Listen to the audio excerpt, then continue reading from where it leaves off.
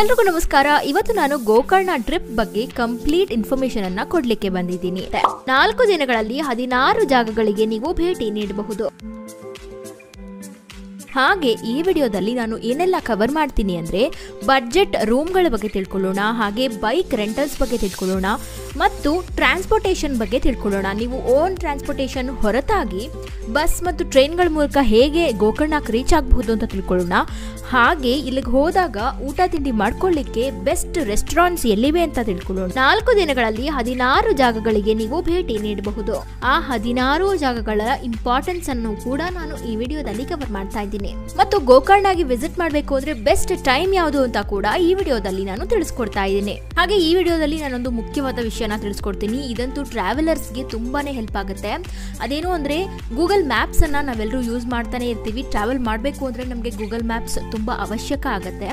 So ಇದರಲ್ಲಿ ನೀವು bus ಮೂಲಕ ಏನಾದರೂ ಟ್ರಾವೆಲ್ ಮಾಡ್ತಿದ್ರೆ ಬಸ್ಗಳು ನೀವಿರೋ ಜಾಗಕ್ಕೆ ಎಷ್ಟೊತ್ತಿಗೆ ರೀಚ್ ಆಗ್ತವೆ, ಅಥವಾ ನೀವು ಬಸ್ ಸ್ಟಾಪ್ಸ್ ಅಲ್ಲಿ ನಿಂತ್ಕೊಂಡಿದ್ರೆ ಆ ಬಸ್ ಸ್ಟ್ಯಾಂಡ್ಗೆ ಯಾವ ನಂಬರ್ ಬಸ್ ಎಷ್ಟೊತ್ತಿಗೆ ಬರುತ್ತೆ ಅಂತ ಕೂಡ ಗೂಗಲ್ ಮ್ಯಾಪ್ಸಲ್ಲಿ ನಾವು ಚೆಕ್ ಮಾಡಬಹುದು. ಟೈಮಿಂಗ್ಸ್ ಅಂತೂ ಇಲ್ಲಿ ತುಂಬ ನೀಟಾಗಿ ಕೊಟ್ಟಿರ್ತಾರೆ. ಅದನ್ನು ಹೇಗೆ ಯೂಸ್ ಮಾಡೋದು ಮತ್ತು ಟೈಮಿಂಗ್ಸ್ನ ಹೇಗೆ ನೋಡ್ಕೊಳ್ಳೋದು ಅಂತ ನಾನು ಈ ವಿಡಿಯೋದಲ್ಲಿ ಕವರ್ ಮಾಡ್ತಾ ಇದ್ದೀನಿ. ಆದ್ದರಿಂದ ಈ ವಿಡಿಯೋ ತುಂಬಾ ಹೆಲ್ಪ್ಫುಲ್ ಆಗಲಿದೆ. ಇದನ್ನು ನೀವು ನಿಮ್ಮ ಫ್ರೆಂಡ್ಸ್ ಆ್ಯಂಡ್ ಫ್ಯಾಮಿಲಿಗೆ ಶೇರ್ ಮಾಡಲಿಕ್ಕೆ ಮಿಸ್ ಮಾಡಬೇಡಿ ಮತ್ತು ನಮ್ಮ ಚಾನಲ್ಗೆ ಸಬ್ಸ್ಕ್ರೈಬ್ ಆಗೋದಕ್ಕೂ ಕೂಡ ಮರಿಬೇಡಿ. ಈಗ ಮೊದಲನೇದಾಗಿ ಟ್ರಾನ್ಸ್ಪೋರ್ಟೇಷನ್ ಬಗ್ಗೆ ಮಾತಾಡೋದಾದ್ರೆ ನೀವು ಗೋಕರ್ಣಗೆ ಆರಾಮಾಗಿ ನಿಮ್ಮ ಓನ್ ವೆಹಿಕಲ್ಸ್ ಮೂಲಕ ರೀಚ್ ಆಗಬಹುದು. ಬೆಂಗಳೂರಿಂದ ಗೋಕರ್ಣಕ್ಕೆ 487 ಕಿಲೋಮೀಟರ್ಸ್ ಆಗುತ್ತೆ. ಇದೇನೆ ಹತ್ರದ ರೂಟ್ ನಾನು ಹೇಳ್ತಾ ಇರೋದು. ಇದು ದಾವಣಗೆರೆ ಮೇಲೆ ಹೋಗ್ತೀರಾ. ಇನ್ನ ಒಂದು ರೂಟ್ ಇದೆ, ಅದು 600 ಕಿಲೋಮೀಟರ್ಸ್ ಆಗೋಗುತ್ತೆ. ಅದು ಹುಬ್ಬಳ್ಳಿ ಮೇಲೆ ನೀವೇನಾದರೂ ಹೋದ್ರೆ ಗೋಕರ್ಣಕ್ಕೆ ಅದು ತುಂಬಾನೇ ಕಿಲೋಮೀಟರ್ಸ್ ಕನ್ಸ್ಯೂಮ್ ಆಗುತ್ತೆ. ಸೊ ಆದ್ರಿಂದ ನೀವು ದಾವಣಗೆರೆ ಮೂಲಕ ಗೋಕರ್ಣಕ್ಕೆ ರೀಚ್. ಈಗ ಬಸ್ಗಳ ಮೂಲಕ ನೀವೇನಾದ್ರೂ ಹೋಗ್ಬೇಕು ಅಂತ ಅನ್ಕೊಂಡಿದ್ರೆ ಡೈರೆಕ್ಟ್ ಆಗಿ ಮೆಜೆಸ್ಟಿಕ್ ಹೋಗ್ಬಿಡಿ. ಅಲ್ಲಿಂದ ನಿಮಗೆ ಸಾಕಷ್ಟು ಬಸ್ಗಳು ಡೈರೆಕ್ಟ್ ಗೋಕರ್ಣಗೆನೆ ಹೋಗ್ತಾ ಇರ್ತವೆ. ನೀವು ಅಲ್ಲೇನೆ ಕ್ಯಾಚ್ ಮಾಡಬಹುದು. ಫಾರ್ ಎಕ್ಸಾಂಪಲ್ ಇಂಡಸ್ ಬಸ್ ಅಂತ ಇದೆ, ಹಾಗೆ ಸೀಬರ್ಡ್ ಟೂರಿಸ್ಟ್ ಅಂತ ಇದೆ. ಇದನ್ನೆಲ್ಲ ನೀವು ಮುಂಚಿತವಾಗಿಯೇ ಬುಕ್ ಮಾಡ್ಕೊಂಡು ಹೋಗಬೇಕಾಗುತ್ತೆ. ಹಾಗೆ ನಿಮಗೆ ಯಶವಂತಪುರ ಇಂದ ಕೂಡ ಡೈರೆಕ್ಟ್ ಬಸ್ಗಳು ಸಿಗ್ತವೆ ಮತ್ತು ಜಾಲಹಳ್ಳಿ ಕ್ರಾಸ್ ಇಂದ ಕೂಡ ಗೋಕರ್ಣಗೆ ಡೈರೆಕ್ಟ್ ಬಸ್ಗಳು ಇದೆ. ಆದರೆ ನೀವು ಮುಂಚಿತವಾಗಿಯೇ ಬುಕ್ ಮಾಡಿಕೊಂಡು ಹೋಗಿ. ಹಾಗೆ ಇಲ್ಲಿಗೆ ಟ್ರೈನ್ ಮೂಲಕ ನೀವು ಹೋಗಬೇಕು ಅಂದ್ಕೊಂಡಿದ್ರೆ ಡೈರೆಕ್ಟ್ ಟ್ರೈನ್ಗಳು ನಿಮಗೆ ಆರಾಮಾಗಿ ಸಿಗುತ್ತೆ. ನೀವು ಯಶವಂತಪುರದಿಂದ ಕೂಡ ಹೋಗಬಹುದು ಅಥವಾ ಮೆಜೆಸ್ಟಿಕ್ ಇಂದ ಕೂಡ ನೀವು ಡೈರೆಕ್ಟ್ ಟ್ರೈನ್ಗಳನ್ನು ಗೋಕರ್ಣ ರೋಡ್ ರೈಲ್ವೆ ಸ್ಟೇಷನ್ಗೆ ನೀವು ಬುಕ್ ಮಾಡ್ಕೊಳ್ಬಹುದು. ಗೋಕರ್ಣ ರೋಡ್ ರೈಲ್ವೆ ಸ್ಟೇಷನ್ಗೆ ನೀವು ರೀಚ್ ಆಗಿ ಅಲ್ಲಿಂದ ಲೋಕಲ್ ಟ್ರಾನ್ಸ್ಪೋರ್ಟೇಷನ್ಗಳ ಮೂಲಕ ನೀವು ಗೋಕರ್ಣಕ್ಕೆ ರೀಚ್ ಆಗಬಹುದು. ಹಾಗೆ ಗೋಕರ್ಣಕ್ಕೆ ಹೋಗ್ಲಿಕ್ಕೆ ಬೆಸ್ಟ್ ಟೈಮ್ ಯಾವುದಪ್ಪ ಅಂತ ನೀವು ಕೇಳೋದಾದ್ರೆ ಸೆಪ್ಟೆಂಬರ್ ಇಂದಾನೆ, ಅಂದ್ರೆ ಸೆಪ್ಟೆಂಬರ್ ಎಂಡಿಂಗ್ ಇಂದಾನೆ ನೀವು ಟ್ರಾವೆಲಿಂಗ್ ಸ್ಟಾರ್ಟ್ ಮಾಡಬಹುದು, ಅಥವಾ ಫೆಬ್ರವರಿವರೆಗೂ, ಸೆಪ್ಟೆಂಬರ್ ಎಂಡಿಂಗ್ ಇಂದ ಫೆಬ್ರವರಿವರೆಗೂ ನೀವು ಆರಾಮಾಗಿ ಇಲ್ಲಿ ಟ್ರಾವೆಲ್ ಮಾಡಬಹುದು. ಆಗ ನಿಮಗೆ ಜಲಪಾತಗಳು ಕೂಡ ಕಾಣಲು ಸಿಗ್ತವೆ ಮತ್ತು ಬೀಚ್ ಕೂಡ ಅಷ್ಟೊಂದೇನು ಬಿಸಿಲಿರೋದಿಲ್ಲ. ಬೀಚ್ ಹತ್ರ ಅಷ್ಟು ಶಕೆ ಕೂಡ ನಿಮಗೆ ಅನಿಸೋದಿಲ್ಲ. ಇಲ್ಲಿ ನೀವು ಆದಷ್ಟು ಸಮ್ಮರ್ ಸೀಸನ್ ಅಲ್ಲಿ ಅವಾಯ್ಡ್ ಮಾಡೋದೇ ಉತ್ತಮ ಅಂತ ಹೇಳ್ತೀನಿ, ಯಾಕಂದ್ರೆ ಇಲ್ಲಿ ಅಷ್ಟು ಶಕೆ ಇರುತ್ತೆ. ಗೋಕರ್ಣಕ್ಕೆ ರೀಚ್ ಆಗಾದ್ಮೇಲೆ ಅಲ್ಲೇ ನೀವು ಬೈಕ್ ರೆಂಟಲ್ಸ್ ಅನ್ನ ಬುಕ್ ಮಾಡ್ಕೊಳ್ತಾ ಇದ್ದೀರಾ ಅಂದ್ರೆ ಗೋಕರ್ಣದಿಂದ 1 ಕಿಲೋಮೀಟರ್ ದೂರ ಇರುವಂತಹ ವಿ ಗೋಕರ್ಣ ಬೈಕ್ ರೆಂಟಲ್ಸ್ ಅಲ್ಲಿ ನೀವು ಬುಕ್ ಮಾಡ್ಕೊಳ್ಬಹುದು. ಮತ್ತೊಂದು ಗೋಕರ್ಣದಿಂದ 2.5 ಕಿಲೋಮೀಟರ್ ದೂರ ಇರುವಂತಹ ಸಾರಾ ಬೈಕ್ ರೆಂಟಲ್ಗೆ ನೀವು ರೀಚ್ ಆಗಬಹುದು. ಇಲ್ಲೂ ಕೂಡ ನೀವು ಬೈಕ್ ಅನ್ನ ರೆಂಟ್ಗೆ ಆರಾಮಾಗಿ ತಗೊಳ್ಬಹುದು. ಹಾಗೆ ಕೊನೆಯದಾಗಿ ಗೋಕರ್ಣದಿಂದ 2.5 ಕಿಲೋಮೀಟರ್ಗಳಷ್ಟು ದೂರ ಇರುವಂತಹ ಮಂಜುಶ್ರೀ ಬೈಕ್ ರೆಂಟಲ್ಸ್ಗೆ ನೀವು ರೀಚ್ ಆಗಬಹುದು. ಇಲ್ಲೂ ಕೂಡ ನೀವು ಆರಾಮಾಗಿ ರೆಂಟ್ಗೆ ತಗೊಳ್ಬಹುದು ಗಾಡಿಗಳನ್ನ. ಇಲ್ಲಿ ದಿವಸಕ್ಕೆ 400ರಿಂದ 500 ರೂಪಾಯಿನ ಚಾರ್ಜ್ ಮಾಡ್ತಾರೆ. ನೀವು ಆದಷ್ಟು 3 to 4 ಡೇಸ್ ತಗೊಳ್ತಾ ಇದ್ದೀರಾ ಅಂದ್ರೆ ಅವ್ರಿಗೆ ಕಡಿಮೆ ಮಾಡಕ್ಕೆ ಹೇಳಿ. ಈಗ ಗೋಕರ್ಣದಲ್ಲಿ ಮೊದಲನೇ ದಿವಸ ಗೋಕರ್ಣದಿಂದ 2 ಕಿಲೋಮೀಟರ್ಗಳಷ್ಟು ದೂರ ಇರುವಂತಹ ಶ್ರೀ ಮಹಾಬಲೇಶ್ವರ ದೇವಾಲಯಕ್ಕೆ ರೀಚ್ ಆಗಿ. ಮಹಾನ್ ಶಕ್ತಿಯನ್ನು ಹೊಂದಿರುವ ಶಿವನಿಗೆ ಸಂಬಂಧಿಸಿದಂತೆ ಅನೇಕ ದಂತಕಥೆಗಳು ನಾವು ಕೇಳಿರ್ತೀವಿ. ಅಂತಹ ವಿಶೇಷ ಕಥೆ ಪುರಾಣಗಳಿಂದ ಸ್ಥಾಪಿಸಲಾಗಿರುವಂತಹ ದೇವಾಲಯವೇ ಗೋಕರ್ಣದ ಮಹಾಬಲೇಶ್ವರ ದೇವಾಲಯ. ದಕ್ಷಿಣದ ಕಾಶಿ ಎಂದೇ ಕರೆಯುವ ಗೋಕರ್ಣವು ದೇವತೆಗಳು ವಾಸಿಸುವ ಪವಿತ್ರ ಭೂಮಿಯಾಗಿದೆ. ಇಲ್ಲಂತೂ ನಾವು ಶಿವನಿಗೆ ಸಂಬಂಧಿಸಿದ ಮಹಾನ್ ದೇವಾಲಯವನ್ನ ಕಾಣಬಹುದು. ನಿತ್ಯವೂ ವಿಶೇಷ ಪೂಜೆಗಳನ್ನ ಮಾಡಲಾಗುವ ಈ ದೇವಾಲಯಕ್ಕೆ ಲಕ್ಷಾಂತರ ಭಕ್ತರು ಆಗಮಿಸುತ್ತಾರೆ. ಈ ದೇವಸ್ಥಾನ ಅಂತೂ ಅನೇಕ ಸಂಗತಿಗಳು, ವಿಶೇಷ ಪುರಾಣ ಇತಿಹಾಸಗಳಿಂದ ಕೂಡಿದೆ. ರಾವಣನು ಗುಣದಲ್ಲಿ ದುಷ್ಟತೆಯನ್ನ ಹೊಂದಿದ್ದರೂ ಸಹ ಶಿವನ ಭಕ್ತನಾಗಿದ್ದ. ಅವನ ತಾಯಿಯ ಆಸೆಯನ್ನ ಈಡೇರಿಸುವ ಸಲುವಾಗಿ ಶಿವನ ತಪಸ್ಸನ್ನ ಕೈಗೊಳ್ತಾನೆ. ಶಿವನ ಕೃಪೆಗೆ ಒಳಗಾದ ರಾವಣನು ಶಿವನಿಂದ ಆತ್ಮಲಿಂಗವನ್ನ ಪಡೆದುಕೊಳ್ತಾನೆ. ಇದೇ ಖುಷಿಯಿಂದ ಮನೆಗೆ ತೆರಳುತ್ತಾ ಇರಬೇಕಾದ್ರೆ ಸಂಧ್ಯಾಕಾಲವಾಗಿತ್ತು. ಆ ಪವಿತ್ರ ಸಮಯದಲ್ಲಿ ಅರ್ಘ್ಯವನ್ನು ನೀಡುವ ಸಲುವಾಗಿ ಅಲ್ಲಿಯೇ ಇದ್ದ ಹುಡುಗನ ಕೈಯಲ್ಲಿ ಆತ್ಮಲಿಂಗವನ್ನ ಹಿಡಿದುಕೊಳ್ಳಲೆಂದು ಹೇಳ್ತಾನೆ. ಆತ್ಮಲಿಂಗದ ರಕ್ಷಣೆಗಾಗಿ ಬಾಲಕನ ರೂಪದಲ್ಲಿ ಇದ್ದ ಗಣೇಶನು ಆತ್ಮಲಿಂಗವನ್ನ ಭೂಮಿಯ ಮೇಲೆ ಇಟ್ಬಿಡ್ತಾನೆ. ಅದನ್ನು ಕಂಡ ರಾವಣ ಸಿಟ್ಟಿನಿಂದ ಲಿಂಗವನ್ನ ನೆಲದಿಂದ ಬಿಡಿಸಲು ಪ್ರಯತ್ನಿಸ್ತಾನೆ. ಆದ್ರೆ ಅದು ವಿಫಲವಾಗತ್ತೆ. ಅವನು ಅಷ್ಟು ಗಟ್ಟಿಯಾಗಿ ಅದನ್ನ ಎಳೆದಿದ್ರಿಂದ ಆತ್ಮಲಿಂಗವು ಚೂರು ಚೂರಾಗಿ ರಾವಣನ ಕೈಗೆ ಬಂತು. ಆಗ ಸಿಟ್ಟಿನಿಂದ ಅದನ್ನ ದೂರದ ಸ್ಥಳಗಳಿಗೆ ಎಸಿತಾನೆ. ಆ ಲಿಂಗದ ಚೂರು ಯಾವ ಸ್ಥಳದಲ್ಲಿ ಬಿದ್ದಿತ್ತೋ ಅಲ್ಲೆಲ್ಲ ಶಿವನ ದೇವಾಲಯಗಳನ್ನ ನಿರ್ಮಿಸಲಾಯಿತು. ಇಲ್ಲೇನಂದ್ರೆ ಶಿವ ಆತ್ಮಲಿಂಗನ ರಾವಣನಿಗೆ ಕೊಡೋಕ್ಕೂ ಮುಂಚೆ ಒಂದು ವಿಷಯನ ಹೇಳಿರ್ತಾನೆ. ಅದೇನು ಅಂದರೆ ಆತ್ಮಲಿಂಗನ ಕೊಟ್ಟಾದ್ಮೇಲೆ ಡೈರೆಕ್ಟಾಗಿ ಅದನ್ನು ಲಂಕೆಗೆ ತೊಗೊಂಡು ಹೋಗಬೇಕು, ಅದನ್ನು ಯಾವುದೇ ಕಾರಣಕ್ಕೂ ನೆಲದ ಮೇಲೆ ಇಡಬಾರ್ದು ಅಂತ. ನೆಲದ ಮೇಲೆ ಇಟ್ಟರೆ ಆ ಆತ್ಮಲಿಂಗ ಅಲ್ಲೇ ಸ್ಥಿರವಾಗಿ ಹೋಗುತ್ತೆ, ಅದನ್ನು ಎತ್ತಲಿಕ್ಕೆ ಆಗೋದಿಲ್ಲ ಅಂತ ಹೇಳಿರ್ತಾನೆ. ಈ ಆತ್ಮಲಿಂಗದ ಕತೆ ಒಬ್ಬೊಬ್ಬರು ಒಂದೊಂದು ರೀತಿಯಲ್ಲಿ ಹೇಳಿದ್ದಾರೆ. ಇದೇ ನಿಜವಾದ್ದು, ಇದೇ ಸತ್ಯ ಅಂತ ಹೇಳಲಿಕ್ಕೆ ಆಗೋದಿಲ್ಲ. ಇನ್ನೊಂದು ಕಡೆ ಈ ಆತ್ಮಲಿಂಗನ ಎಷ್ಟೇ ಪ್ರಯತ್ನ ಪಟ್ಟರೂ ರಾವಣನ ಕೈಲಿ ಎತ್ತಲಿಕ್ಕೆ ಸಾಧ್ಯನೇ ಆಗೋದಿಲ್ಲ. ಹಾಗೆ ಅವನು ಅಷ್ಟು ಪ್ರಯತ್ನ ಪಟ್ಟು ಆ ಲಿಂಗ ಒಂದು ಗೋವಿನ ಕಿವಿಯ ಆಕಾರಕ್ಕೆ ಟರ್ನ್ ಆಗೋಗುತ್ತೆ. ಆದ್ದರಿಂದ ಆ ಸ್ಥಳಕ್ಕೆ ಗೋಕರ್ಣ ಅಂತ ಹೆಸರಿಸಲಾಯಿತು ಅಂತ ಒಂದಷ್ಟು ಕಥೆಗಳು ಹೇಳ್ತವೆ. ಮತ್ತೊಂದು, ರಾವಣನಿಗೆ ಎಷ್ಟೇ ಪ್ರಯತ್ನ ಪಟ್ಟರೂ ಆ ಆತ್ಮಲಿಂಗನ ಎತ್ತಲಿಕ್ಕೆ ಆಗದೇ ಇರೋದ್ರಿಂದ ಅವನು ಶಿವನಿಗೆ ಹೇಳ್ತಾನೆ, ನೀನಂತೂ ನನ್ಕಿನ್ನ ಬಲಶಾಲಿ, ನಿನ್ನಷ್ಟು ಬಲಶಾಲಿ ಆದವರು ಯಾರೂ ಇಲ್ಲ, ನಿನ್ನನ್ನು ಮಹಾಬಲೇಶ್ವರ ಅಂತ ಕರಿತೀನಿ ಅಂತ ಒಂದಷ್ಟು ಕಥೆಗಳು ಹೇಳ್ತವೆ. ಆಗ್ಲಿಂದ ಈ ಸ್ಥಳಕ್ಕೆ ಮಹಾಬಲೇಶ್ವರ, ಈ ದೇವರನ್ನ ಇಲ್ಲಿ ಮಹಾಬಲೇಶ್ವರ ಅಂತ ಪೂಜಿಸ್ತಾ ಇದ್ದಾರೆ ಅಂತ ಒಂದಷ್ಟು ಕಥೆಗಳು ಹೇಳ್ತಾರೆ. ಅಂತಹ ಒಂದು ಪವಿತ್ರ ಹಿನ್ನೆಲೆಯನ್ನ ಹೊಂದಿರುವ ದೇವಸ್ಥಾನಗಳಲ್ಲಿ ಮಹಾಬಲೇಶ್ವರ ದೇವಸ್ಥಾನ ಕೂಡ ಒಂದು. ಸಮುದ್ರ ತೀರಕ್ಕೆ ಸಮೀಪದಲ್ಲಿರುವ ಈ ದೇವಾಲಯವು ಅತ್ಯಂತ ಪವಿತ್ರತೆಯಿಂದ ಕೂಡಿದೆ. ಈ ದೇವಸ್ಥಾನದಲ್ಲಿ ನಾವು ಶಿವನ ಆತ್ಮಲಿಂಗ ಇರುವುದನ್ನ ಕಾಣಬಹುದು. ಇಲ್ಲಿ ಶಿವನು ಸಮುದ್ರ ತೀರದ ಕಡೆಗೆ ಮುಖ ಮಾಡಿದ್ದಾನೆ. ಹಾಗೆ ಈ ದೇವಾಲಯದಲ್ಲಿ ಧನಾತ್ಮಕ ಶಕ್ತಿ ಅತಿಯಾಗಿ ಇರೋದ್ರಿಂದ ಭಕ್ತರು ಕೋರಿಕೊಂಡ ಆಸೆಗಳು ಬಹುಬೇಗ ನೆರವೇರುತ್ತೆ. ಈ ದೇವಾಲಯವನ್ನ ನೋಡಾದ್ಮೇಲೆ ಇಲ್ಲಿಂದ 2 ಕಿಲೋಮೀಟರ್ಗಳಷ್ಟು ದೂರ ಇರುವಂತಹ ಕೋಟೆ ತೀರ್ಥಕ್ಕೆ ನೀವು ರೀಚ್ ಆಗಿ. ಕೋಟೆ ತೀರ್ಥವು ಕರ್ನಾಟಕದ ಗೋಕರ್ಣದ ಅತ್ಯಂತ ಪೂಜ್ಯ ಕ್ಷೇತ್ರಗಳಲ್ಲಿ ಒಂದಾಗಿದೆ. ಇದು ಬಹಳಷ್ಟು ಧಾರ್ಮಿಕ ಅರ್ಥವನ್ನ ಹೊಂದಿರುವ ಮಾನವ ನಿರ್ಮಿತ ಕೊಳವಾಗಿದೆ. ವರ್ಷವಿಡೀ ಸ್ಥಳೀಯರು ಮತ್ತು ಪ್ರವಾಸಿಗರು ಈ ಕೊಳಕ್ಕೆ ಭೇಟಿ ನೀಡ್ತಾನೆ ಇರ್ತಾರೆ. ಗೋಕರ್ಣದಲ್ಲಂತೂ ಕೋಟೆ ತೀರ್ಥವು ಪುರಾಣಗಳ ಪ್ರಕಾರ 1000 ವಸಂತಗಳ ಮೂಲವಾಗಿದೆ ಎಂದು ಹೇಳಲಾಗುತ್ತೆ. ಈ ಪವಿತ್ರವಾದ ಕೋಟೆ ತೀರ್ಥ ನೀರಲ್ಲಿ ಧುಮುಕಲು ಜನರು ಈ ಸ್ಥಳಕ್ಕೆ ಸೇರ್ತಾನೆ ಇರ್ತಾರೆ. ಮತ್ತು ಪ್ರಸಿದ್ಧವಾಗಿರುವ ಮಹಾಬಲೇಶ್ವರ ದೇವಸ್ಥಾನ ಈ ಕೋಟೆ ತೀರ್ಥಕ್ಕೆ ಸಮೀಪದಲ್ಲೇ ಇರೋದ್ರಿಂದ ಇಲ್ಲಿ ಅಸಂಖ್ಯಾತ ಪ್ರವಾಸಿಗರು ಭೇಟಿ ನೀಡ್ತಾನೆ ಇರ್ತಾರೆ. ಇಲ್ಲಿಗೆ ಭೇಟಿ ನೀಡಾದ್ಮೇಲೆ ಇಲ್ಲಿಂದ 1.5 ಕಿಲೋಮೀಟರ್ ದೂರ ಹೋದ್ರೆ ಗೋಕರ್ಣದಲ್ಲಿ ಅತ್ಯಂತ ಪ್ರಸಿದ್ಧವಾದ ದೇವಾಲಯವಾದ ಶ್ರೀ ಭದ್ರಕಾಳಿ ದೇವಸ್ಥಾನಕ್ಕೆ ನೀವು ರೀಚ್ ಆಗಿ. ಈ ದೇವಾಲಯವನ್ನಂತೂ ಕ್ರಿಸ್ತಶಕ 4ನೇ ಶತಮಾನದಲ್ಲಿ ನಿರ್ಮಿಸಲಾಗಿದೆ ಎಂದು ನಂಬಲಾಗುತ್ತೆ. ಹಾಗೆ ಇದಂತೂ ಪ್ರಾಚೀನ ದೇವಾಲಯ ಅಂತ ಕೂಡ ಕರೆಯಲ್ಪಡುತ್ತೆ. ದೇವಾಲಯದ ಮುಖ್ಯ ದೇವತೆಯಾಗಿ ಭದ್ರಕಾಳಿ ದೇವಿಯು ಇಲ್ಲಿ ನೆಲೆಸಿದ್ದಾಳೆ. ಹಾಗೆ ಈ ದೇವಾಲಯ ಅಘನಾಶಿನಿ ನದಿಯ ದಡದಲ್ಲಿದೆ. ಇದು ತನ್ನ ರಮಣೀಯ ಸೌಂದರ್ಯಕ್ಕೆ ಹೆಸರುವಾಸಿಯಾಗಿದೆ ಮತ್ತು ಮೀನುಗಾರಿಕೆಗೆ ಇದು ಪ್ರಮುಖ ಸ್ಥಳವಾಗಿದೆ. ವೇಟ್ರಾಸುರನೆಂಬ ಸರ್ವಶಕ್ತ ರಾಕ್ಷಸನು 3 ಲೋಕಗಳನ್ನ ಗೆದ್ದಾಗ ಬ್ರಹ್ಮ, ವಿಷ್ಣು ಮತ್ತು ಮಹೇಶ್ವರರು ಅವನನ್ನ ಸೋಲಿಸಲು ಒಂದು ತಂತ್ರವನ್ನ ರೂಪಿಸ್ತಾರೆ.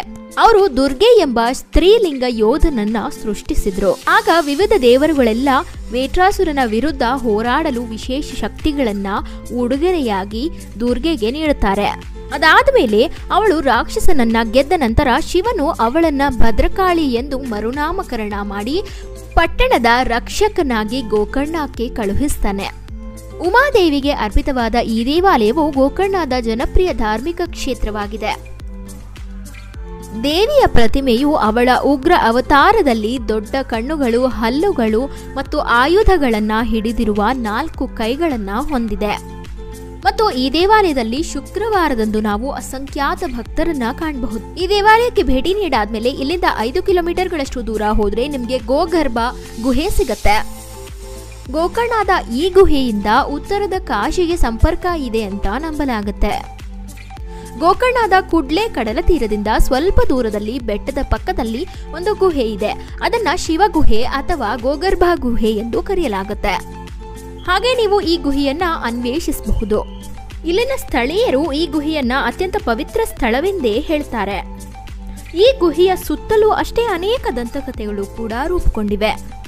ಗುಹೆಯಲ್ಲಿ ನೆಲೆಸಿರುವ ಶಿವನು ಅಷ್ಟು ಪ್ರಸಿದ್ಧಿ ಪಡೆದಿಲ್ಲವಾದರೂ ಗುಹೆ ಇರುವ ಕಾರಣಕ್ಕಾಗಿ ಪ್ರವಾಸಿಗರು ಇಲ್ಲಿಗೆ ಭೇಟಿ ನೀಡ್ತಾರೆ. ಈ ಗುಹೆಯ ಪ್ರವೇಶ ದ್ವಾರ ಅಂತೂ ತುಂಬಾನೇ ಚಿಕ್ಕದಾಗಿದೆ, ಆದ್ರೆ ಆರಾಮದಾಯಕವಾಗಿ ಒಳಗೆ ಹೋಗಬಹುದು. ಹಾಗೆ ಮತ್ತೊಂದೇನು ಅಂದ್ರೆ ಈ ಗುಹೆಯ ಒಳಭಾಗದಲ್ಲಿ ನೈಸರ್ಗಿಕವಾಗಿ ಯಾವುದೇ ಬೆಳಕು ಇಲ್ಲದೆ ಇರೋ ಕಾರಣಕ್ಕಾಗಿ ನೀವು ಟಾರ್ಚ್ಗಳನ್ನ ತಗೊಂಡು ಹೋಗ್ಲಿಕ್ಕೆ ಮರಿಬೇಡಿ. ಗುಹೆಯ ಬಗ್ಗೆ ಸ್ಥಳೀಯರು ಹಲವಾರು ದಂತಕಥೆಗಳನ್ನ ಹೇಳ್ತಾರೆ. ಅವುಗಳ ಪ್ರಕಾರ ಗುಹೆಯ ಒಳಗಡೆ ಒಂದು ಮಾರ್ಗ ಇದೆ. ಆ ಮಾರ್ಗವು ಉತ್ತರಾಖಂಡದ ಪವಿತ್ರ ಉತ್ತರ ಕಾಶಿಗೆ ಸಂಪರ್ಕ ಹೊಂದಿದೆ ಎಂದು ಹೇಳ್ತಾರೆ. ಅದಕ್ಕೆ ಪುಷ್ಟಿ ನೀಡುವಂತೆ ಗುಹೆಯ ಒಳಭಾಗದಲ್ಲಿ ಸಣ್ಣ ಸಣ್ಣ ಕೋಣೆಗಳಿರುವುದನ್ನು ನಾವು ಕಾಣಬಹುದು. ಗೋಕರ್ಣಕ್ಕೆ ಹೋದಾಗ ಈ ಗುಹೆಗೆ ಭೇಟಿ ನೀಡಲಿಕ್ಕೆ ಮಿಸ್ ಮಾಡಬೇಡಿ. ಇದಾದ್ಮೇಲೆ ಇಲ್ಲಿಂದ 3.5 ಕಿಲೋಮೀಟರ್ಗಳಷ್ಟು ದೂರ ಇರುವಂತಹ ಕುಡ್ಲೆ ಬೀಚ್ಗೆ ನೀವು ರೀಚ್ ಆಗಿ. ಈ ಬೀಚಲ್ಲಿ ಸನ್ಸೆಟ್ ತುಂಬಾ ಅತ್ಯದ್ಭುತವಾಗಿ ನಿಮ್ಗೆ ಕಾಣಲು ಸಿಗತ್ತೆ. ಅದಕ್ಕೆ ನೀವು ನಿಮ್ಮ ಮೊದಲನೇ ದಿನವನ್ನ ಈ ಕುಡ್ಲೆ ಬೀಚಲ್ಲಿ ಸನ್ಸೆಟ್ ನೋಡ್ತಾ ಕಳೀರಿ. ಇದಾದ್ಮೇಲೆ ನೀವು ನಿಮ್ಮ ರೂಮ್ಸ್ಗೆ ಹೋಗಿ ರೆಸ್ಟ್ ಮಾಡಬಹುದು.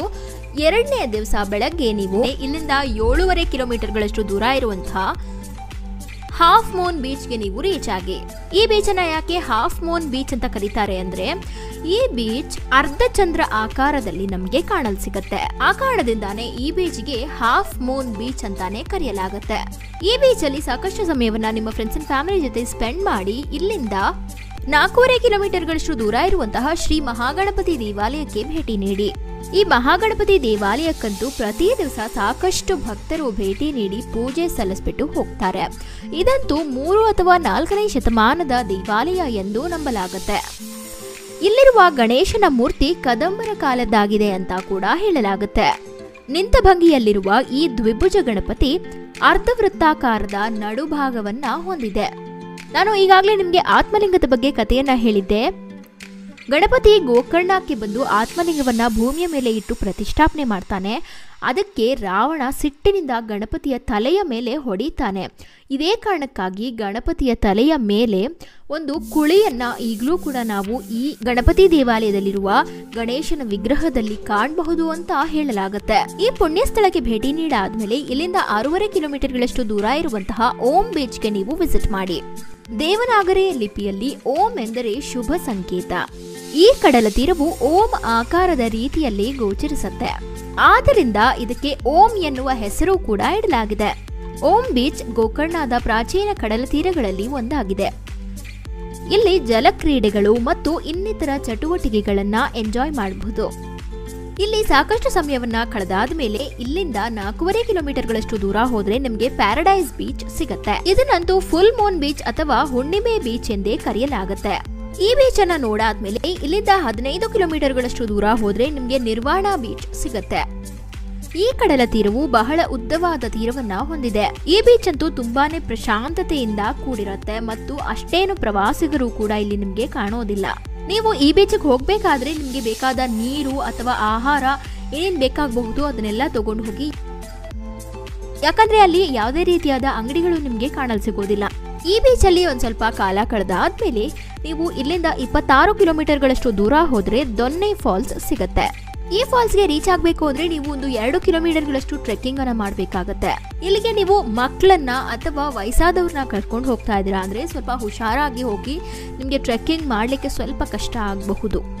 ಹಾಗೆ ನೀವು ಗೂಗಲ್ ಮ್ಯಾಪ್ ಅಲ್ಲಿ ದೊನ್ನೆ ಫಾಲ್ಸ್ ಅಂತ ಹಾಕಿದಾಗ ಅಲ್ಲಿ ಲೊಕೇಶನ್ ಕರೆಕ್ಟ್ ಆಗಿ ತೋರಿಸಿದ್ರು ನೀವು ಅಲ್ಲಿಗೆ ಹೋದ್ಮೇಲೆ ರೋಡ್ಸ್ ಸ್ವಲ್ಪ ಕನ್ಫ್ಯೂಷನ್ ಆಗುತ್ತೆ. ಆದ್ರಿಂದ ಅಲ್ಲಿನ ಸ್ಥಳೀಯರನ್ನ ನೀವು ಕೇಳ್ಕೊಂಡು ರೂಟ್ ಅನ್ನ ಫಾಲೋ ಮಾಡಿ.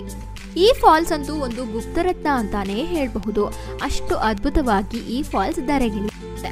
ಹಾಗೆ ಮತ್ತೊಂದೇನು ಅಂದ್ರೆ ನೀವು ಗೊತ್ತಿಲ್ಲದಿರೋ ಜಲಪಾತಗಳು ಅಂದ್ರೆ ಅನ್ಎಕ್ಸ್ಪ್ಲೋರ್ಡ್ ಜಲಪಾತಗಳನ್ನ ನೋಡ್ಲಿಕ್ಕೆ ಹೋಗುವಾಗ ಮುಂಚಿತವಾಗೇನೆ ನೀವು ಗೂಗಲ್ ಮ್ಯಾಪ್ಸ್ ಅಲ್ಲಿ ಆಫ್ಲೈನ್ ಮ್ಯಾಪ್ಸ್ ಅನ್ನ ಡೌನ್ಲೋಡ್ ಮಾಡ್ಕೊಂಡು ಹೋಗಿ. ಇದರಿಂದ ನಿಮಗೆ ಅಲ್ಲಿಗೆ ಹೋದಾಗ ರೂಟ್ಗಳು ಮಿಸ್ ಆಗೋ ಚಾನ್ಸಸ್ ತಪ್ಪತ್ತೆ. ಹಾಗೆ ನಿಮಗೆ ರೂಟ್ ಮಿಸ್ ಆದಾಗ ಭಯ ಕೂಡ ಆಗೋದಿಲ್ಲ, ಎಲ್ಲಿಗೆ ಹೋಗಬೇಕು ಹೇಗೆ ಮುಂದಿನ ಕತೆ ಅಂತ.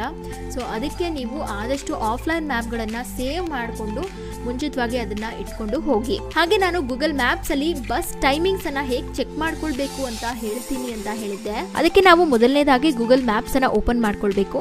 ಓಪನ್ ಮಾಡ್ಕೊಂಡಿದ್ದ ತಕ್ಷಣ ನಮಗೆ ಈ ರೀತಿಯಾದ ಒಂದು ಇಂಟರ್ಫೇಸ್ ಕಾಣಲು ಸಿಗುತ್ತೆ.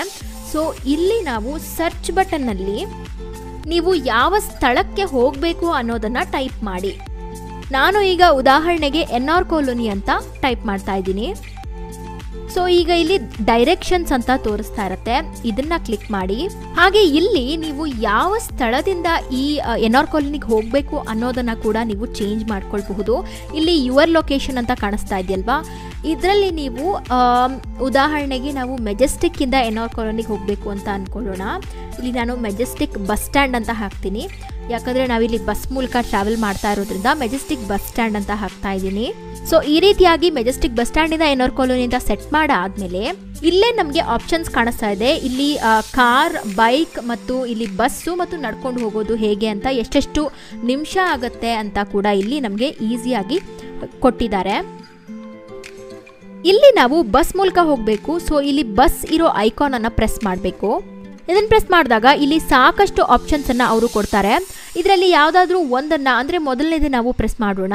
ಈಗ ಇಲ್ಲಿ ನೋಡಿ, ಮೆಜೆಸ್ಟಿಕ್ ಬಸ್ ಸ್ಟ್ಯಾಂಡ್ಗೆ ಬಸ್ ಬರೋದು 12:10. ಇಲ್ಲಿ ಟೈಮಿಂಗ್ಸ್ ಕೊಟ್ಟಿದ್ದಾರೆ ನೋಡಿ, ಟೈಮಿಂಗ್ಸ್ ಕೂಡ ಇದೆ. ಹಾಗೆ ಇಲ್ಲಿ ಬಸ್ ನಂಬರ್ ಅನ್ನ ಕೂಡ ಕೊಟ್ಟಿದ್ದಾರೆ. 210N ಉತ್ರಳ್ಳಿಗೆ ಹೋಗೋ ಬಸ್ಸು ಇಲ್ಲಿ ನಾವು ನೋಡ್ತಾ ಇರುವ ಹಾಗೆ 12:10ಕ್ಕೆ ಬಸ್ಸು ಬರುತ್ತೆ ಅಂತ ಇಲ್ಲಿ ಕೊಟ್ಟಿದ್ದಾರೆ. ಹಾಗೆ ಈ ಟೈಮಿಂಗ್ಸ್ ಕರೆಕ್ಟ್ ಆಗೇ ಇರುತ್ತೆ ಮತ್ತು ಇದು ಲೈವ್ ಟ್ರ್ಯಾಕಿಂಗ್ ಕೂಡ ಆಗ್ತಾ ಇರುತ್ತೆ. ನಾವು ಈ ಬಸ್ಸನ್ನು ಹತ್ತಿದ ತಕ್ಷಣ ನಮಗೆ ಈ ಬಸ್ ಲೈವ್ ಆಗೇನೆ ಕಾಣಿಸ್ತಾ ಇರುತ್ತೆ. ಹಾಗೆ ನಾವು ಇಲ್ಲಿ ಚೆಕ್ ಕೂಡ ಮಾಡ್ಕೋಬಹುದು, ನಾವು ಯಾವ ಸ್ಟೇಷನ್ ಅಂದರೆ ಯಾವ ಬಸ್ ಸ್ಟಾಪಲ್ಲಿ ನಾವು ಇವಾಗ ಇದ್ದೀವಿ ಅಂತ ಕೂಡ ಇದು ನಮಗೆ ಲೈವ್ ಅಲ್ಲಿ ಟ್ರ್ಯಾಕ್ ಮಾಡ್ತಾ ತೋರಿಸ್ತಾ ಇರುತ್ತೆ. ಈಗ ಯಾವುದಾದ್ರೂ ಹೊಸ ಜಾಗಕ್ಕೆ ಹೋದಾಗ ನೀವು ಅಲ್ಲಿ ಚೆಕ್ ಮಾಡ್ಕೊಳ್ಳಿಕ್ಕೆ ನಿಮಗೆ ಇದು ತುಂಬಾ ಒಂದು ಒಳ್ಳೆ ಆಪ್ಷನ್ ಅಂತಾನೆ ನಾನು ಹೇಳ್ತೀನಿ. ಹಾಗೆ ಮತ್ತೊಂದೇನು ಅಂದರೆ, ಇದು 12:10ಕ್ಕೆ ಬಸ್ ಬಂದು ಹೋಗ್ಬಿಟ್ಟಿದೆ ಅಂತ ಆದರೆ ನೆಕ್ಸ್ಟ್ ಬಸ್ ಯಾವಾಗ ಬರುತ್ತೆ ಅಂತ ಕೂಡ ನಾವು ಇಲ್ಲೇನೆ ಲೈವ್ ಆಗಿ ಚೆಕ್ ಮಾಡ್ಕೊಳ್ಬಹುದು. ಇಲ್ಲೇನೆ ಇನ್ನೊಂದು ಬಸ್ ಟೈಮಿಂಗ್ಸ್ ಕೂಡ ನಮಗೆ ಕಾಣುತ್ತೆ. ಈ ಗೂಗಲ್ ಮ್ಯಾಪ್ಸ್ ಅಂತೂ ತುಂಬಾನೇ ಹೆಲ್ಪ್ಫುಲ್ ಆಗುತ್ತೆ. ನಮಗೆ ರೂಟ್ಸ್ ಅಷ್ಟೊಂದು ಗೊತ್ತಾಗಲ್ಲ ಅಂದರೆ ಇದರ ಬಗ್ಗೆ ಇನ್ನೂ ಸಾಕಷ್ಟು ಮಾಹಿತಿಗಳಿವೆ. ಅದನ್ನೆಲ್ಲ ನಾನೊಂದು ಡೆಡಿಕೇಟೆಡ್ ವಿಡಿಯೋನೇ ಮಾಡಿ ಹಾಕ್ತೀನಿ, ಯಾಕಂದರೆ ಅದು ತುಂಬಾ ಉಪಯುಕ್ತವಾಗುತ್ತೆ ಬಸ್ಸಲ್ಲಿ ಜಾಸ್ತಿ ಟ್ರಾವೆಲ್ ಮಾಡೋರಿಗೆ. ಹಾಗೆ ಇಲ್ಲಿ ಬಸ್ಸು ಕ್ರೌಡೆಡ್ ಇದೆಯಾ ಇಲ್ವಾ ಅದನ್ನು ಕೂಡ ನಾವು ಚೆಕ್ ಮಾಡಬಹುದು. ಮತ್ತು ಕ್ರೌಡೆಡ್ ಬಸ್ಗಳನ್ನು ತೋರಿಸ್ಬೇಡಿ ಅಂದರೆ ಅದನ್ನು ಕೂಡ ನಾವಿಲ್ಲಿ ಸೆಟ್ಟಿಂಗ್ಸನ್ನು ಮಾಡಿಕೊಂಡು ಅಲ್ಲಿ ಸಬ್ಮಿಟ್ ಒತ್ತಿದ್ರೆ ಜಾಸ್ತಿ ಕ್ರೌಡ್ ಇಲ್ಲದೇ ಇರುವಂತಹ ಬಸ್ಸಸ್ ಕೂಡ ನಮಗೆ ಇದು ರೆಕಮೆಂಡ್ ಮಾಡಿ. ಈ ಜಲಪಾತವನ್ನ ನೋಡಾದ್ಮೇಲೆ ಇಲ್ಲಿಗೆ ನಿಮ್ಮ 2ನೇ ದಿವಸದ ಪ್ರವಾಸ ಮುಗಿಯುತ್ತೆ. ಇಲ್ಲಿಂದ ನೀವು ನಿಮ್ಮ ರೂಮ್ಸ್ಗೆ ಹೋಗಿ ರೆಸ್ಟ್ ಮಾಡಬಹುದು. 3ನೇ ದಿವಸ ಬೆಳಗ್ಗೆ ಗೋಕರ್ಣದಿಂದ 22 ಕಿಲೋಮೀಟರ್ಗಳಷ್ಟು ದೂರ ಇರುವಂತಹ ಮಿರ್ಜಾನ್ ಫೋರ್ಟ್ಗೆ ನೀವು ರೀಚ್ ಆಗಿ. ನಮ್ಮ ಕರ್ನಾಟಕ ಅಂತೂ ಒಂದು ಸಾಂಸ್ಕೃತಿಕ ತವರು. ಇದು ಭಾರತದ ಇತಿಹಾಸದಲ್ಲಿ ತನ್ನದೇ ಆದ ಕೊಡುಗೆಯನ್ನ ದೇಶಕ್ಕೆ ನೀಡಿದ ಹಿರಿಮೆ ಈ ರಾಜ್ಯಕ್ಕಿದೆ. ಪ್ರತಿಯೊಂದು ಕ್ಷೇತ್ರದಲ್ಲೂ ಕನ್ನಡ ನಾಡಿನ ಚರಿತ್ರೆಯನ್ನ ನೀವು ಕೇಳಿರ್ತೀರಾ. ಇತಿಹಾಸದ ಪುಟಗಳನ್ನ ನಾವು ತಿರುವಿದಾಗ ಅನೇಕ ರಾಜರು, ಸಾಮಂತರು ಕರ್ನಾಟಕವನ್ನ ಆಳಿರುವುದನ್ನ ನೀವು ಓದಿರ್ತೀರಿ. ಅಲ್ಲದೆ ಅವರ ರಾಜ್ಯ, ಕೋಟೆ ಹೇಗಿರಬಹುದು ಎಂಬ ಕುತೂಹಲಕ್ಕೆ ಕೋಟೆ ಕೊತ್ತಲುಗಳು, ಹಳೆಯ ಶಾಸನಗಳು, ನಾಣ್ಯಗಳು, ಗ್ರಂಥಗಳು ಹೀಗೆ ಹಲವಾರು ನಿದರ್ಶನಗಳನ್ನ ನೋಡ್ಲಿಕ್ಕೆ ನಮಗೆ ಕಾಣಲು ಸಿಗುತ್ತೆ. ಅಂತಹವುಗಳಲ್ಲಿ ಮಿರ್ಜಾನ್ ಕೋಟೆಯು ಕೂಡ ಒಂದು. ಮಿರ್ಜಾನ್ ಕೋಟೆಯು ಉತ್ತರ ಕನ್ನಡದ ಕುಮಟಾ ತಾಲೂಕಿನ ಮಿರ್ಜಾನ್ ಗ್ರಾಮದಲ್ಲಿದೆ. ನಾವೆಲ್ಲರೂ ಕಾಣಬಹುದಾದ ಉತ್ತಮ ಸ್ಥಿತಿಯಲ್ಲಿರುವ ಕೋಟೆಗಳಲ್ಲಿ ಇದು ಕೂಡ ಒಂದಾಗಿದೆ. ಇದಂತೂ ಅಘನಾಶಿನಿ ನದಿಯ ತಟದಲ್ಲಿದ್ದು ಅದರಾಚೆಗೆ ಅರಬ್ಬಿ ಸಮುದ್ರವನ್ನ ಹೊಂದಿದೆ. ಸುಮಾರು 11.5 ಎಕರೆಗಳಷ್ಟು ವಿಸ್ತಾರವಾದ ಪ್ರದೇಶದಲ್ಲಿ ಈ ಕೋಟೆ ಇದ್ದು ನೋಡಲು ತುಂಬಾ ಆಕರ್ಷಕವಾಗಿದೆ. ಹಾಗೆ ಈ ಕೋಟೆಯಿಂದ ಅಘನಾಶಿನಿ ನದಿ ತುಂಬಾನೇ ಆಕರ್ಷಕವಾಗಿ ಕಾಣಲು ಸಿಗುತ್ತೆ.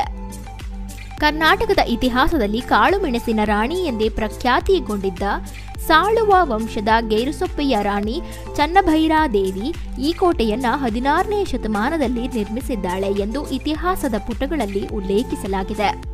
ಹಾಗೆ ಇನ್ನೊಂದೇನು ಅಂದ್ರೆ, ಈ ಕೋಟೆಯನ್ನ ಕಟ್ಟಿರುವವರ ಕುರಿತು ಹಲವಾರು ಭಿನ್ನಾಭಿಪ್ರಾಯಗಳಿವೆ. ಅದೇನು ಅಂದ್ರೆ, ಬೇರೆ ಬೇರೆ ರಾಜರು ಇದನ್ನ ಬೇರೆ ಬೇರೆ ಶತಮಾನಗಳಲ್ಲಿ ಕಟ್ಟಿದ್ದಾರೆ ಅಂತ ಬೇರೆ ಬೇರೆ ಪುಸ್ತಕಗಳಲ್ಲಿ ನಾವು ಕಾಣಬಹುದು. ಅದೇನೇ ಇದ್ರೂ ಈ ಮಿರ್ಜಾನ್ ಕೋಟೆಯಂತೂ ತನ್ನ ವೈಭವವನ್ನ ಇನ್ನೂ ಕೂಡ ನಮ್ಮೆಲ್ಲರಿಗೂ ಸಾರ್ತಾನೆ ಇದೆ. ಅದರಿಂದ ನೀವು ಗೋಕರ್ಣ ಕಡೆ ಹೋದಾಗ ಈ ಮಿರ್ಜಾನ್ ಕೋಟೆಗೂ ಕೂಡ ಭೇಟಿ ನೀಡಲಿಕ್ಕೆ ಮಿಸ್ ಮಾಡಲೇಬಾರದು. ಈ ಕೋಟೆಯನ್ನ ನೋಡಾದ್ಮೇಲೆ ಇಲ್ಲಿಂದ 28 ಕಿಲೋಮೀಟರ್ಗಳಷ್ಟು ದೂರ ಹೋದ್ರೆ ನಿಮ್ಗೆ ಯಾಣ ಗುಹೆ ಸಿಗತ್ತೆ. ಯಾಣ ಗುಹೆಗಳಂತೂ ಪ್ರಕೃತಿಯ ಅತ್ಯುತ್ತಮ ಸೃಷ್ಟಿಗಳಲ್ಲಿ ಒಂದಾಗಿದೆ. ಈ ಗುಹೆಯಂತೂ ಆಕರ್ಷಕ ಮತ್ತು ಅಷ್ಟೇ ನಿಗೂಢವಾಗಿದೆ. ಪಿಚ್ ಕಪ್ಪು ಬಣ್ಣದ ಗುಹೆಯು ಕಾಸ್ಟ್ ಸುಣ್ಣದ ಕಲ್ಲಿನಿಂದ ರೂಪುಗೊಂಡಿದೆ. ಹಾಗೆ ಇದರ ವಿಶಿಷ್ಟ ರಚನೆ ಮತ್ತು ರಚನೆಯ ಮಾದರಿಗೆ ಹೆಸರುವಾಸಿ ಕೂಡ ಆಗಿದೆ. ಹಾಗೆ ಮತ್ತೊಂದೇನು ಅಂದ್ರೆ ಮೋಹಿನಿಯ ಅವತಾರದಲ್ಲಿದ್ದ ಭಗವಾನ್ ವಿಷ್ಣುವು ಭಸ್ಮಾಸುರನ ಸಂಹಾರ ಕೂಡ ಮಾಡಿದ್ದು ಇದೇ ಸ್ಥಳದಲ್ಲಿ ಅಂತ ಹೇಳಲಾಗುತ್ತೆ. ಈ ಯಾಣ ಗುಹೆಗಳ ಕುರಿತು ನಾನೊಂದು ಡೀಟೇಲ್ಡ್ ವಿಡಿಯೋನೇ ಮಾಡಿದ್ದೀನಿ. ಅದನ್ನ ನಾನು ಈ ವಿಡಿಯೋದ ಡಿಸ್ಕ್ರಿಪ್ಷನ್ ಬಾಕ್ಸ್ ಅಲ್ಲಿ ಕೊಟ್ಟಿರ್ತೀನಿ. ಆ ವಿಡಿಯೋನ ಚೆಕ್ ಮಾಡ್ಲಿಕ್ಕೆ ಮಿಸ್ ಮಾಡಬೇಡಿ. ಯಾಕಂದ್ರೆ ಈ ಗುಹೆಗಳಲ್ಲಿ ಅಷ್ಟೊಂದು ನಿಗೂಢತೆ ತುಂಬಿದೆ. ಈ ಕೇವ್ಸ್ ಅನ್ನ ನೋಡಾದ್ಮೇಲೆ ಇಲ್ಲಿಂದ 9.5 ಕಿಲೋಮೀಟರ್ಗಳಷ್ಟು ದೂರ ಹೋದ್ರೆ ನಿಮ್ಗೆ ವಿಭೂತಿ ಫಾಲ್ಸ್ ಸಿಗತ್ತೆ. ಪಶ್ಚಿಮ ಘಟ್ಟದ ಅನೇಕ ಜಲಪಾತಗಳಲ್ಲಿ ವಿಭೂತಿ ಜಲಪಾತ ಕೂಡ ಒಂದು. ಇದಂತೂ ದೊಡ್ಡ ಬಂಡೆಗಳ ಮಧ್ಯೆ ಆವೃತವಾದ ಸುಂದರವಾದ ಜಲಪಾತವಾಗಿದೆ. ಇಲ್ಲಂತೂ ನೀರು ಹಂತಗಳಲ್ಲಿ ಹರಿಯುತ್ತೆ. ಹಾಗೆ ಸುತ್ತಮುತ್ತಲಿನ ಪ್ರದೇಶಗಳು ಹಚ್ಚ ಹಸಿರಿನಿಂದ ಕೂಡಿರುತ್ತೆ. ಹಾಗೆ ಈ ಜಲಪಾತದ ಸುತ್ತಲೂ ನಮ್ಗೆ ದಟ್ಟ ಬೆಟ್ಟ ಗುಡ್ಡಗಳೇ ಕಾಣಲು ಸಿಗುತ್ತೆ. ಬೆಟ್ಟಗಳ ನಡುವೆ 150 ಅಡಿ ಎತ್ತರದಿಂದ ಹಾಲಿನ ನೊರೆಯಂತೆ ಕೆಳಕಿಳಿಯುವ ಜಲಧಾರೆ ನೋಡುಗರ ಮನಸೆಳೆಯುತ್ತೆ. ಈ ಜಲಪಾತವನ್ನ ವೀಕ್ಷಿಸಲು ನೀವು 1 ಕಿಲೋಮೀಟರ್ ಟ್ರೆಕ್ಕಿಂಗ್ ಅನ್ನ ಮಾಡಬೇಕಾಗತ್ತೆ. ಈ ಜಲಪಾತವನ್ನ ನೋಡಾದ್ಮೇಲೆ ಇಲ್ಲಿಂದ 6 ಕಿಲೋಮೀಟರ್ಗಳಷ್ಟು ದೂರ ಹೋದ್ರೆ ನಿಮ್ಗೆ ವಡ್ಡಿ ಜಲಪಾತ ಸಿಗತ್ತೆ. ಈ ಜಲಪಾತ ಅಂತೂ ಮಳೆಗಾಲದಲ್ಲಿ ಅಥವಾ ಪೋಸ್ಟ್ ಮಾನ್ಸೂನ್ ಸೀಸನ್ ಮಾತ್ರ ನಿಮ್ಗೆ ಕಾಣಲು ಸಿಗೋದು. ಇದಂತೂ ಒಂದು ಹಿಡನ್ ಜೆಮ್ ಅಂತಾನೆ ಹೇಳಬಹುದು. ಸಾಕಷ್ಟು ಜನರು ಇಲ್ಲೇನೋ ನಿಮ್ಗೆ ಕಾಣಲು ಸಿಗೋದಿಲ್ಲ. ಆದಷ್ಟು ನೀವು ಗ್ರೂಪ್ಗಳಲ್ಲಿ ಹೋಗೋದು ಇಲ್ಲಿ ಬಹಳ ಉತ್ತಮವಾಗತ್ತೆ. ಯಾಕಂದ್ರೆ ಇದು ಕಾಡು ಪ್ರದೇಶ ಆಗಿರೋದ್ರಿಂದ. ಹಾಗೆ ಇಲ್ಲಿ ಎಕ್ಸಾಕ್ಟ್ ಆಗಿ ಜಲಪಾತ ಇಷ್ಟೇ ಸಮಯಕ್ಕೆ ಸಿಗುತ್ತೆ ಅಂತ ಹೇಳೋಕ್ ಆಗೋದಿಲ್ಲ. ಯಾಕಂದ್ರೆ ಇಲ್ಲಿ ಅಲ್ಲಲ್ಲಿ ನಿಮ್ಗೆ ಸಣ್ಣ ಸಣ್ಣ ಕಿರಿದಾದ ಜಲಪಾತಗಳು ಕಾಣಲು ಸಿಗ್ತಾನೆ ಇರ್ತವೆ. ಆದಷ್ಟು ನೀವು ಒಂದು 500 ಮೀಟರ್ಗಳಷ್ಟು ಟ್ರೆಕ್ಕಿಂಗ್ ಮಾಡಾದ್ಮೇಲೆ ನಿಮ್ಗೆ ಈ ಜಲಪಾತ ಕಾಣಲು ಸಿಗತ್ತೆ. ಈ ಜಲಪಾತವನ್ನ ನೋಡಾದ್ಮೇಲೆ ಇಲ್ಲಿಂದ 16 ಕಿಲೋಮೀಟರ್ಗಳಷ್ಟು ದೂರ ಇರುವಂತಹ ಮಟ್ಟೆಘಟ್ಟ ಜಲಪಾತಕ್ಕೆ ಭೇಟಿ ನೀಡಿ. ಇದಂತೂ ಒಂದು ಅತ್ಯಂತ ಆಕರ್ಷಕ ಮತ್ತು ರಮಣೀಯ ಸ್ಥಳ ಅಂತಾನೆ ಹೇಳಬಹುದು. ಈ ಜಲಪಾತವನ್ನ ನೀವು ವೀಕ್ಷಿಸಲು 1 ಕಿಲೋಮೀಟರ್ ಟ್ರೆಕ್ಕಿಂಗ್ ಅನ್ನ ನೀವು ಮಾಡಬೇಕಾಗುತ್ತೆ.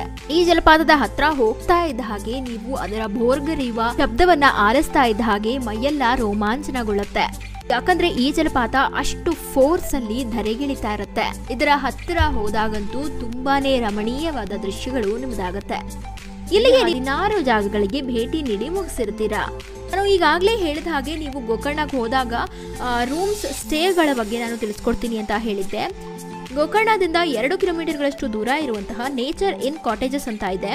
ಇಲ್ಲಿ ದಿವಸಕ್ಕೆ 1200 ರೂಪಾಯಿಂದ 1500 ಚಾರ್ಜ್ ಮಾಡ್ತಾರೆ. ಮತ್ತೊಂದು ರೂಮ್ ಗೋಕರ್ಣದಿಂದ 3.5 ಕಿಲೋಮೀಟರ್ಗಳಷ್ಟು ದೂರ ಇದೆ. ಇದರ ಹೆಸರು Farm Style Gokarna Beach Stay ಅಂತ.